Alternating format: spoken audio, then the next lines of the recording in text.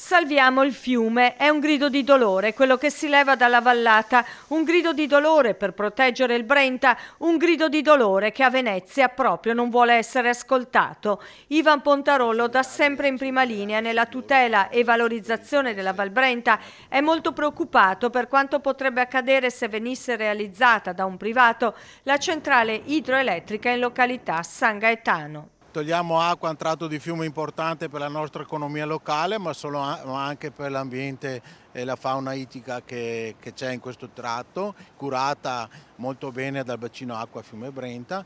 Togliamo un'economia e un'attività sportiva importante che ha portato 3 medaglie olimpiche d'oro e l'ultima anche qui a Parigi di Gennaro e una di bronzo di Ferrazzi.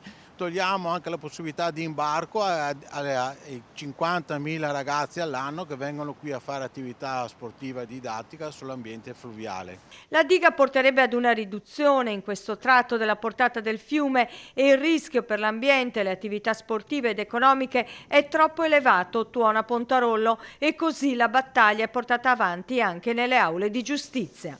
Abbiamo fatto ricorso al Tribunale Superiore Unico delle Acque perché la Regione ha fatto evitare l'impatto la valutazione di impatto ambientale alla ditta proponente.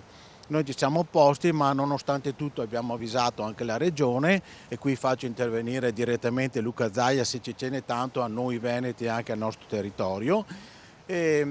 La Regione va avanti con l'iter procedurale e questo noi fa molto male nonostante avessimo avvisato gli uffici preposti. Non vi fermate comunque? Assolutamente no, impugneremo anche eventualmente il provvedimento finale e ci batteremo fino in fondo, ma io esorto anche la Regione che metta quel vincolo che aveva chiesto il Consiglio regionale qualche anno fa, che poi la Giunta non ha più fatto regole. Che vincolo? Un vincolo su questo tratto di fiume che è l'unico navigabile in tutta Italia e non solo. Perché venga preservato? Perché è preservato per tutta quell'economia e quello sport che si fa attorno a questo tratto.